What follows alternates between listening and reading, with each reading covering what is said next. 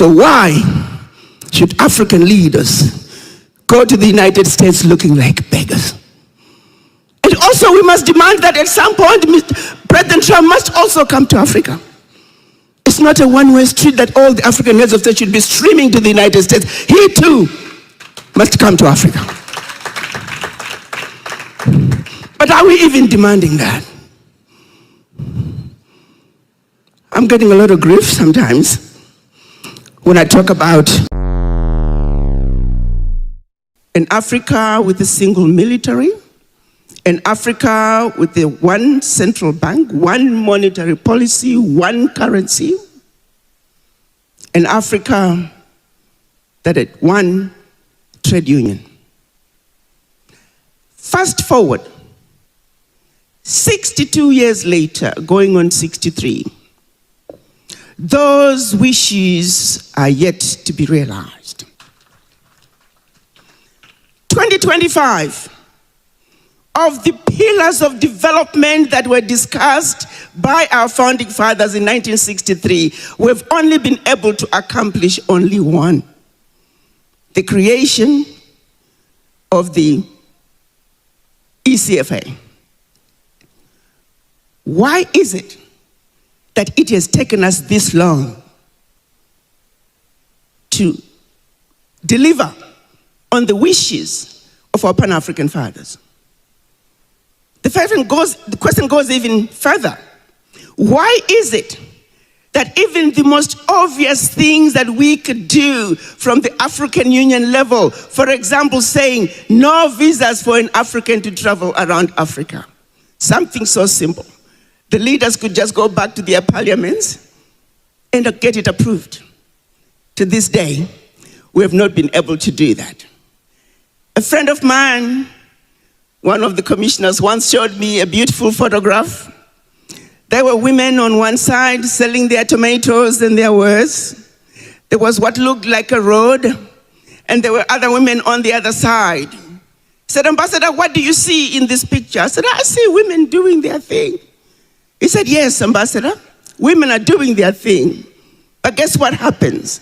When the women on this side of the road run out of tomatoes, but the women on the other side still have tomatoes, the citizens of this side cannot cross over to buy the tomatoes on the other side because they need a visa." This is how ridiculous and insane the things that we do. We can take it even further. Let's go into our parliaments. Education, we have all been talking about the miseducation of the African. How tall is the mountain that we must climb to make this noise and speak this language and tell our leadership that we have been miseducated? Our curriculum has got to change. We need a more Pan-African curriculum. How long is it going to take us to change the curriculum? We talk about the institutions that were created after the European tribal wars in 1945. Institutions like United Nations, World Bank, IMF, World Trade Organization, World Health Organization. Institutions that must be dismantled, institutions we have no business belonging in, and yet like fools, we follow their lead. Institutions that to this day as we speak, many African countries are spending over 50% of their GDP on loan repayment. And yet our ministers, twice a year, they go to Washington to attend the World Bank meetings, to be told how to run their currencies, how to devalue their currencies, how to engage in policies that are detrimental to their own development, and they say, "Yes, master." They don't challenge them. They don't say, "No, no, no. These loans have been paid a gazillion times over. We are not paying them anymore." Our sister yesterday, Sister Dr. Obi, told us about a loan of $4 billion by Nigeria in 1974. To date, Nigeria has paid over 50 billion and they still owe. How long are we going to wake up? We talk about our ministers of culture. We have artifacts that were stolen, looted out of Africa, and they are all over Europe. And we Africans, we go to Europe and we stand in line to pay and look at that which belongs to us. And none of them is demanding the repatriation of all of them. If we are going to destroy them, let us be the ones to destroy them. But they tell you, oh, you Africans are not good at keeping them. And our ministers, they go to Europe and they agree with them. I kind of like one Nigerian guy. I don't know if you guys saw this story. He went into a museum in London. There was a huge Benin bronze statue. The only place you get Benin bronze was from Nigeria. So the man went in with his screws. I don't know if you saw it. It was on the internet. He started unscrewing the statue. So when they called the police, he gave the thing a big hug and he refused to budge. He said, this is mine, I'm taking it home. It took a citizen. Where are the ministers of culture who should be demanding this? A simple demand to say, if you don't repatriate our artifacts, don't come here. We have heads of our ancestors sitting in jars, in basements throughout Europe. And you know why we can't have them? You know how when they come here hunting and they kill an elephant and they kill a lion and they take the head as a trophy? They were classified. Heads of our ancestors, hear me out. They were classified as trophies of conquest. So that's why they don't fit in the category of repatriation, because this is my possession. It is my trophy of conquest. And our ministers of culture and they came to Africa and found an amazing continent with some of the most powerful kingdoms and all the riches that they could ever think of having. And they wondered, how on earth can we defeat such a people? Can't fight them with wars. You can find them genetically, because some of you may not know, but the only dominant gene on earth is the black gene. I tell young people all the time, if all of you today were to make a commitment to say we will no longer mate with other black people, we are going to go after others who don't look like us. Give it 3 generations, the world will be black. Because whenever we met with a non-black, the product is always black. Because black is the only dominant gene on earth, plain and simple, end of story. So because they couldn't destroy us otherwise, they couldn't destroy us by taking our natural resources. We got an abundance of them. They can take, they've been stealing, but they barely touched the tip of the iceberg. So the place where they could defeat us was the mind. So it is, they set out to demoralize us. Anything to do with Africa is bad and undesirable. Encouraged us to look to their nations for all our needs, and belief and description and definition of that which is beautiful and desirable. Fast forward. This, my brothers and sisters, is the disease that's making it impossible for the African heads of states to come up with simple decisions such as free movement of people in Africa, visa-free.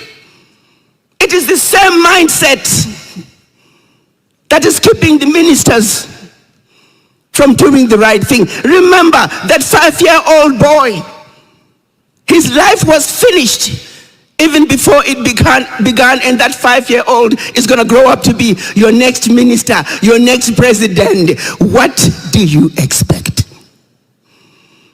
Like my niece, When she finally realized that she was suffering from the legacy of colonization, that was healing at a very profound level. But that was just the beginning.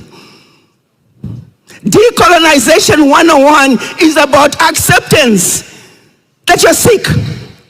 You're not only sick at home, you're not only sick in a doctor's office, you're not only sick in the ward in the hospital, you are sick in the intensive care and you need intensive healing. The question is, which lane are you? Are you in the lane that my niece ended up in after she realized that she had the disease? Are you in the lane where you don't think you have a problem, or I don't suffer from the disease of this colonization? Or are you in the lane where you don't even know there's something called pan-africanism? We are just in La La Land. The choice is yours. Healing yourself from the legacy of colonization is not going to be easy. You did not get to be of this mindset overnight. You are under some spell. You know, I'm here with my vice president of my organization, Damien Cook. He always talks about, Ambassador, it's like a computer software. It's always running in the background. We have that program running in our background. But until you realize that that program is there, and you gotta get rid of it, it will always, and I mean always, control everything that you do. So even when you become the CEO of a big Fortune 500 company, when you go to that boardroom, garbage in, garbage out. You must understand that as black people, we are under siege. The reason our incapability of being able to deal with issues like other nations do in a common sense leadership way, common sense governance, is because we were defeated where it matters the most, which is the mind. And until the mind heals, you see, as a medical doctor, I can't help you unless if you realize you're sick and you come to see me. So until you realize and accept that you are sick, you will not get the healing that you need. So when President Trump calls you to come to Washington to discuss trade, who is going to meet with President Trump? What mindset are you taking with you? Do you understand what's at stake? How much appreciation do you have of the geopolitics and how that geopolitics fits into your agenda? Your agenda as a nation, your agenda as the regional bloc, and your agenda as the African continent. Do you have your facts together? Do you understand what it takes? Are you well prepared? Because when you go to the negotiating table at any level, look at that negotiating table as a battlefield. It is a war that must be won. President Ramaphosa went to Washington totally unprepared, and they got trampled on. You know, when I was still at the AU, see, the Americans have, you got to realize that what we do is a game. This world that we live in is a game. You gotta realize, is this checkers or is this chase? You see, you can't send your checkers players to participate in a game of chase. You got to realize every day of our existence, we are playing games from one place to another, different levels, but life is a game and you must play to win. So it is. I would watch the Americans, and I started sharing with others. We have a meeting, okay, they're coming in, and usually there's a reception before finally we go inside. Look at the way the Americans arrive. We're meeting one person, 5, 6 SUVs pull up, but the way they pull up, they don't just drive slowly coming to a stop. When you see those cars coming, they don't look like they're going to stop. All of them, they're just coming. And the way they come out, those people opening the doors, they don't just get out of the cars. They jump out of the cars and those doors are swinging, bang, bang, bang, bang. And the people coming out are jumping out and they're walking over there and they're shaking your hand. That's all part of the intimidation. Are you with me? It's a game. They break you down before the meeting even begins. Can we not do that too? Yes, we can. But we won't go in passive. President Ramaphosa, Mr. President, do you know the game that we played? Without noticing it, they go into that Oval Office, lights out, television on, showtime. Mr. President, there are all these crosses. White people being killed by black people in South Africa. What do you have to say to that? Mr. President should have said, if there were that many white people being killed in my country, I would know. Mr. President, I can tell you categorically, that is not my country. But instead, what did he say? Well, I'm going to have to look into that. Mr. President, all those people have died in your country and you don't know? Are you sure you're the president of this country? Round one, US. Oh, showtime again. Another photograph. Men in body bags being hauled away. Mr. President, those are white people in South Africa who have been killed by black people. What do you have to say to that? Instead of saying, even his own people, AI, take a shot of the picture. AI will tell you where that picture came from. But instead of saying, Mr. President, if there were that many white people being killed in my country, I would know. That is not my country. Somebody's lying to. Once again, I've never seen that. I'll have to look into it. Round two, US. So he said, maybe I have a white Minister of Agriculture. Let me turn it over to him. Maybe he can rescue me out of this. The white Minister of Agriculture, instead of saying, Mr. President, I am a white man, I can tell you categorically there is no white genocide in South Africa. We are undergoing land reform based on the Constitution. No one is killing white people in South Africa. What did he say instead? Yes, Mr. President, we have a problem. We need help. Round three, US.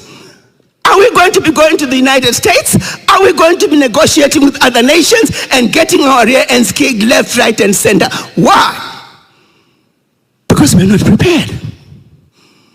President Trump flipped the script on them and he went gangster. When he went gangster, they should have gone gangbusters. This was a fist fight that turned into a boxing fight. And the boxing fight, when it goes on to become a warfare, do you have your boxing gloves of knowledge? Should the boxing gloves be called for? Do you have your bazooka of knowledge? Should that knowledge be called for? Do you have your banga buster of knowledge? Because conversations are going to escalate. Negotiations are not a straight line. They give you this, you should be ready with many other positions. They say this, I say that. They say this, I say that. This is our game plan. This is what we are going to accept. From here to here, below this, we're packing our bags and we're going home.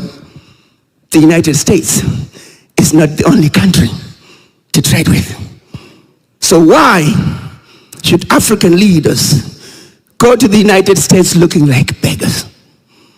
And also we must demand that at some point, President Trump must also come to Africa. It's not a one-way street that all the African heads of state should be streaming to the United States. He too must come to Africa. But are we even demanding that?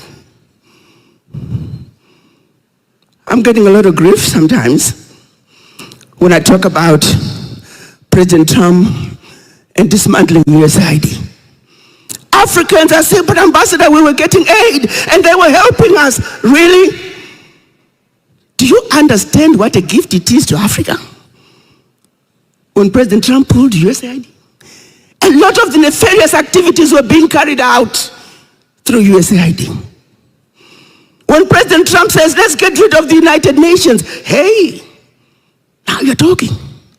When he says, let's get rid of WTO, let's get rid of World Health Organization, now we are talking. Let's not get caught up in the bravado. Let's not jump on the bandwagon. There is a whole lot going on the world stage. Let's cherry pick that which works for us. And as far as dismantling of those institutions which were created after the Second World War, let's sit back and enjoy the show. They all must be dismantled and new ones must be created that are more responsive, truly representative of the global community, not just a few countries.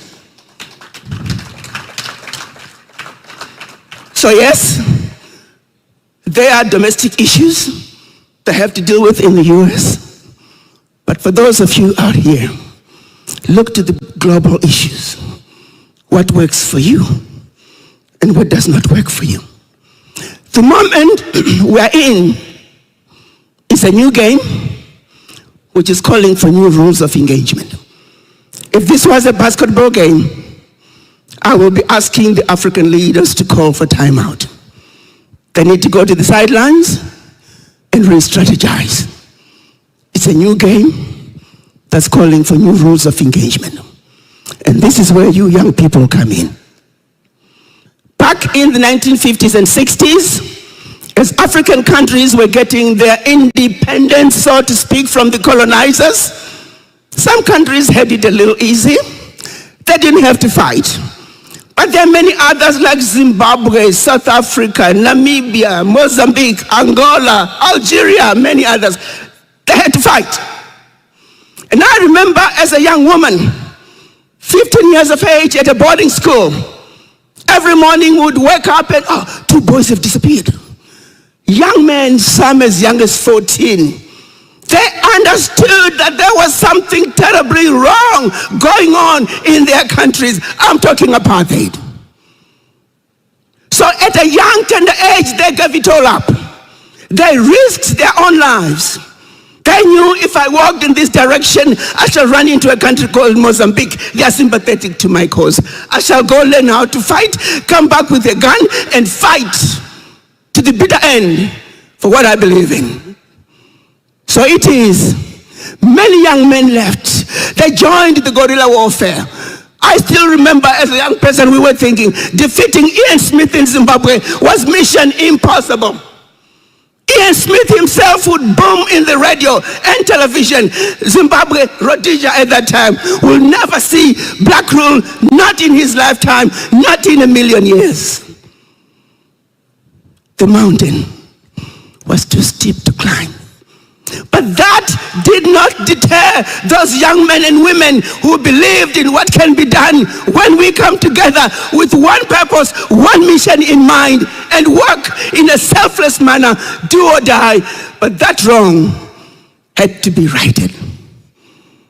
It is that spirit that gave us the independent nations that we see today.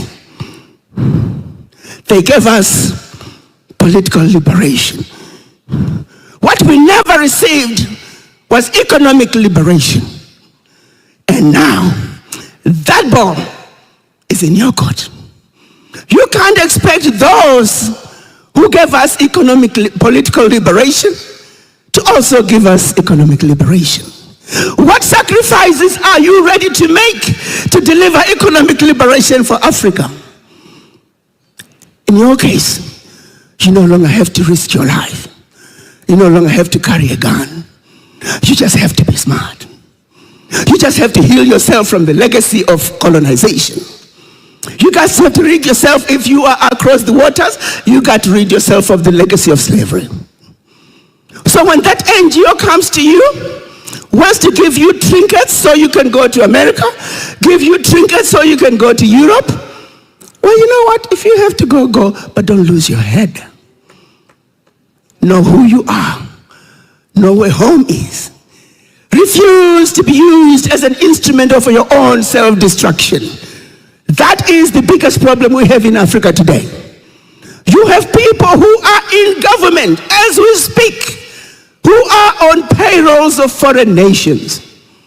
Why are you betraying your country to this degree? The ball is in our court. As your elders, together with you young people, I do know that with your intelligence and your energy, and we work together, a little bit of wisdom from us, we got this. The most powerful, richest continent on earth can no longer continue to be treated like 10th class citizens. We have to get off the position of feeling inferior or being told we're not good. We have to stop being afraid. When I was in Washington and I traveled, it was sickening to see how scared our ministers would be sometimes. How scared the ambassadors were at times. What are you afraid of? These are other men that go to the bathroom and take off their pants just like you do. What are you afraid of? Why can't you look them in the face and tell them like it is? When they are out of line, call them out. You should never be intimidated because you know where you come from.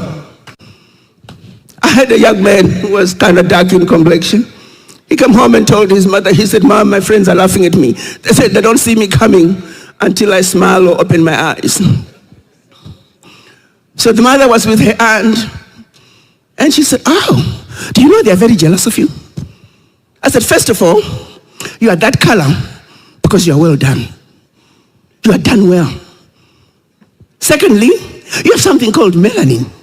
They don't have it. They're so jealous of you because they want to have it, but they don't have it. That's why they go to the sunning bed to try and get some melanin. You don't have to because yours is natural. They're jealous of you." So it is that young people, our work is in our hands. It's not going to be easy. Reclaiming our economic liberation.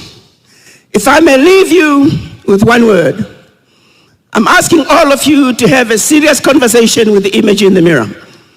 Because the healing that we desire starts with the mind.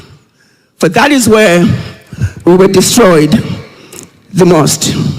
I have 3 quotes to leave with you. The day will come when history will speak. Africa will write its own history. It will be a history of glory and dignity. This was Patrice Lumumba. Coming from the Caribbean, Marcus Garvey said, "A people without the knowledge of their past history, origin, and culture is like a tree without roots." And finally, our own Kwame Nkrumah said, "A state in the grip of neo-colonization is not master of its own destiny. It is this factor which makes neo-colonialism such a serious threat to world peace and African development." Yesterday, you heard Professor Lumumba remind you that you are a chicken that was raised like an eagle. Now the moment has come. You have been given an opportunity to rise. You are an eagle. Rise up, get up and fly. We know it's going to be a tall order. We know the mountain is going to be high. Birds sing not because they can, they sing because they have a song. As Africans, let's come together and give the world the best melody the world has ever seen. The world that says, down with corruption, down with exploitation of Africa, down with imperialism, down with neo-colonization. The mountain is high. Let's sing and go to the tallest mountain and let the world know who we are. The proud, the beautiful, the intelligent, sophisticated, highly adaptable, totally indestructible Africans. Rise, eagles, rise. And yes, indeed, rise, rise, and rise.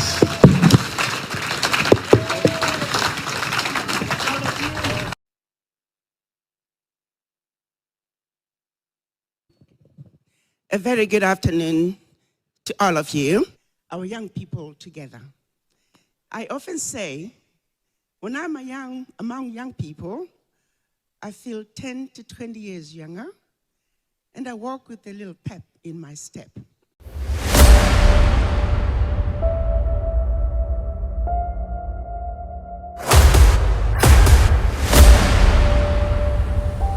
This is the journey to One Africa.